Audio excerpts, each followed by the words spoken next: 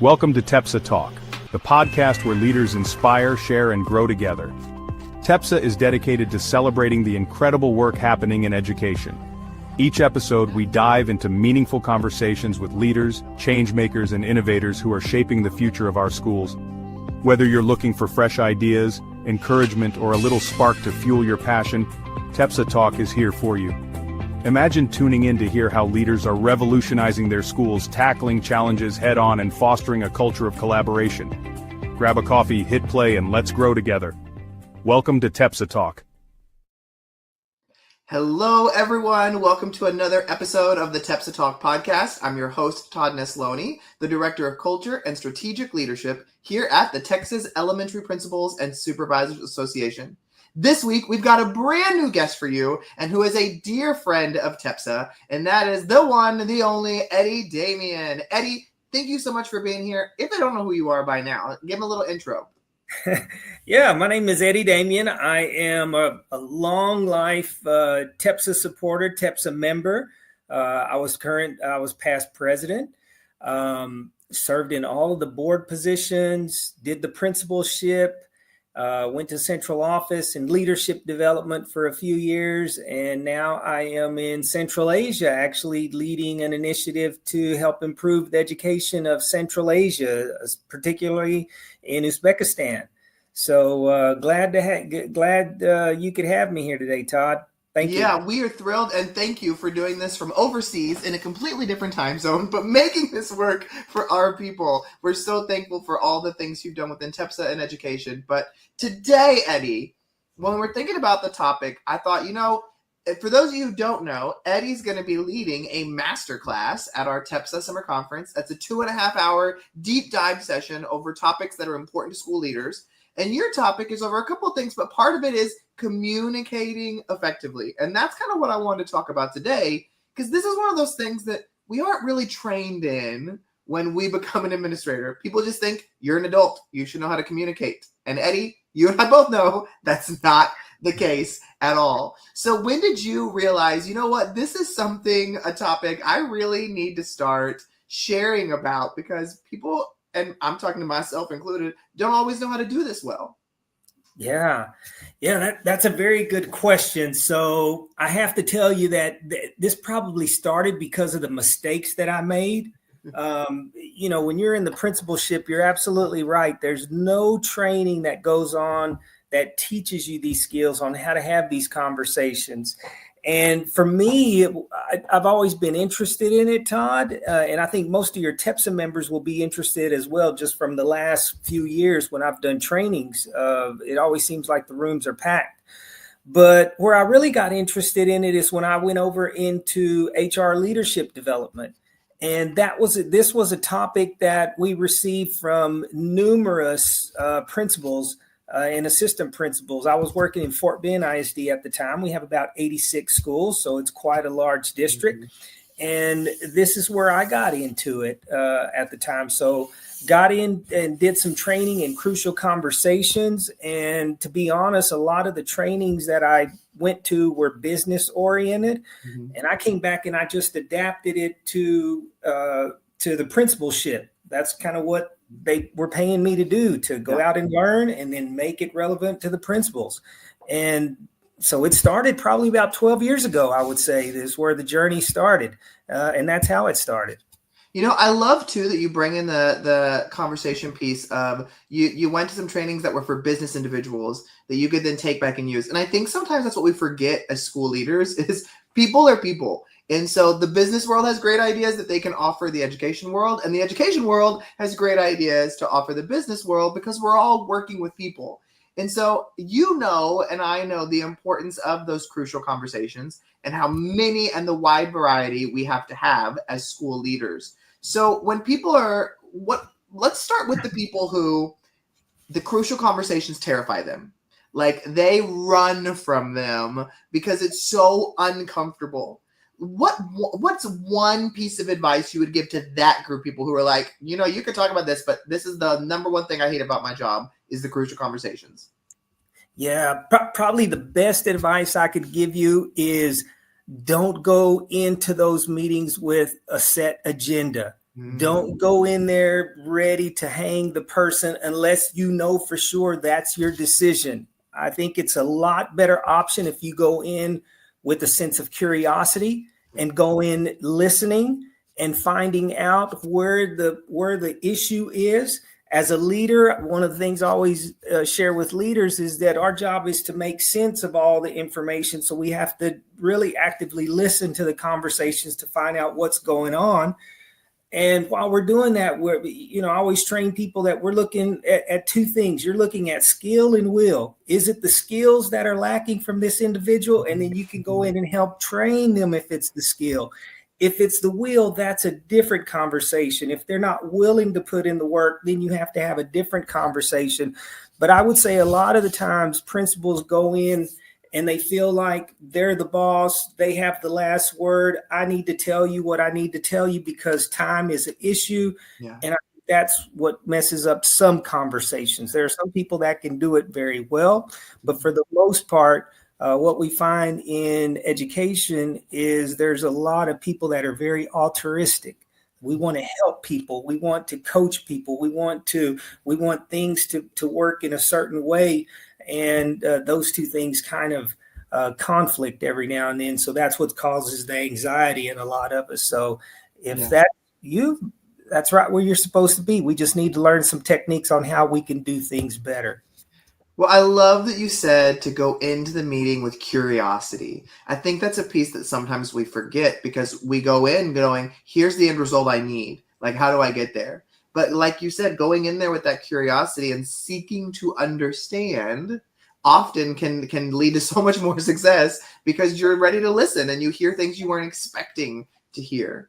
But Eddie, at the same time, sometimes we're going to have conversations with really combative people where I don't even know what to do next because they're screaming or they're angry or I don't even know what they're upset about kind of thing.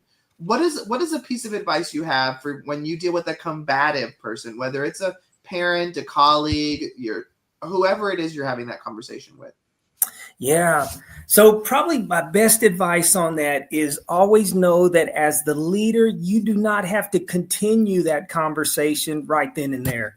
And I think we forget about that. Sometimes we feel that we need to solve each and every problem as it's presented to us, and that's not the case. So when somebody is being combative, sometimes it's best to just pull back and just say, wait a second, this conversation isn't going the way that's going to be productive for both of us. I need you to take a break. I'm going to take a break. I will have my secretary reach out to you and we'll finish this conversation in 3 days. Mm-hmm. That does a number of things for people. First of all, when the person in authority, which is the principal, makes that statement, it sends a message to the other person of, oh my gosh, maybe I'm overstepping, especially if it's an employee. Yeah. And that's what you want to do is bring them back into reality so they understand the seriousness of the situation. As the principal, we've already won. Mm-hmm. State has already put you in charge. It's kind of like you're the parent of the kids. You are already won. You don't have to justify yourself. But sometimes we get in that cycle where we feel like we do have to justify, we do have to solve the problem.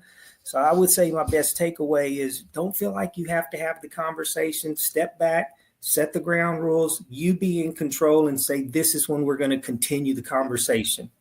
You know, I love that advice so much because I think especially coming from an elementary educator perspective, we're so caught in the heart work of things that we feel like, well, I don't want to offend them. I don't want them to think I'm this or that. And so we don't do those things. But I think you just hit the nail on the head with you are the leader. You should not be spoken to like that. And I remember sitting in a conversation with my supervisor as being another party of the conversation. And afterwards, he said, so what'd you think? And I said, I can't believe you just ended it. And he said, what do you mean? And I said, you just said pretty much what you said, Eddie, that you know what, we're not going to get anywhere right now. I can tell emotions are flared. We're going to come back when we've all had some time to breathe and we'll discuss it then. And I said, you just ended it. And he was like, I'm not going to be spoken to that way. He said, I don't care who you are. He said, I don't come into a meeting to be yelled at. So when they're calmer, we'll try again. And that was so liberating to me to hear, because I had never felt like anyone had ever given me that permission to end a conversation that was being very hateful or spiteful or anything like that. Yeah, absolutely. I think it's the old saying that we teach people how to treat us. And so if we do listen to that and put up with that, you're absolutely right. Then people kind of learn that's how we do things around here. So yeah, setting your boundaries is perfectly normal. It's something that we all need to do, and something that we just kind of forget. I think everybody knows that, but we just forget it every now and then. Yeah. Well, Eddie, you've got a masterclass, like I said at the top of this episode, that you're going to be leading at our TEPSA Summer Conference. Your class is going to be on June 10th. And so for those who are looking for some deeper training in this and this conversation, what are you going to be covering in that masterclass? So I'm going to be covering two topics, but they both combine into this same one topic of communication.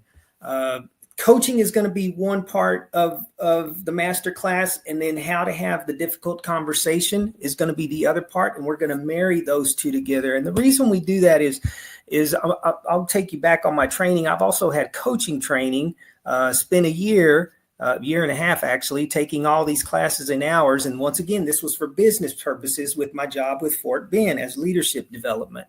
The same task was assigned, that you go learn that and then apply it to what we do in education. So one of the things that I learned as we were coaching is that, and it's so true, whoever owns the problem owns the solution. Whoever owns the solution owns the problem. And if you think of it that way, that, wow, whoever owns the solution owns the problem, that's very liberating for principals, because a lot of times people want to dump problems on us. Mm-hmm. And if we learn how we can have conversations to give the problem back to the person, then the solution is theirs as well. And as principals, we sleep with a lot of problems. We don't need more problems. Yep. So we're going to marry the two dynamics of how do we have coaching conversations, doing that active listening, asking those open-ended questions as well, and those powerful questions. And we're going to learn some skills on how we can use those coaching techniques, and then turn it into, okay, when I'm having these difficult conversations, how can I be curious and how can I ask these questions to get me where I want to go? So we're going to marry both of those together, and it's going to be a fabulous, fabulous class. I think everybody will love it. I've done both of these in TEPSA, just not marrying the two, but they both go together very well.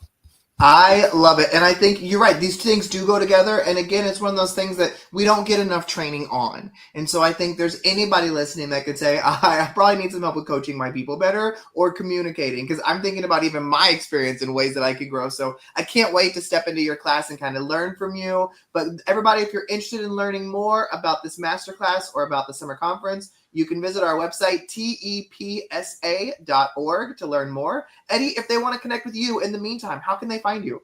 Probably the best way right now, since I'm in Asia, is through LinkedIn. Dr. Eddie Damian, I'm there. You can find me on Instagram. You can also find me on Twitter as well. And just reach out to me. I would love to have conversations with you, or if you have a situation. I can't tell you how many times within a week that people reach out to me and just ask me a question from people that I've known through TEPSA, and I'm happy to answer those. It kind of keeps me engaged and it kind of keeps me focused. So there's a lot of fans that are out there, and be one of them. If you have a question, I'll give you my perspective. And I've even done the situation where we've role played, where I pretended to be the principal and the principal pretends to be the employee. I have the conversation, and then we switch, and then we go into their roles. They be the principal and I be the employee, and we just practice that. So whatever it takes, we're willing to do. Just reach out. Awesome. I love it. Thank you so much, everybody, for joining us for another TEPSA Talk podcast. Join us again next week as we bring you another all new guest.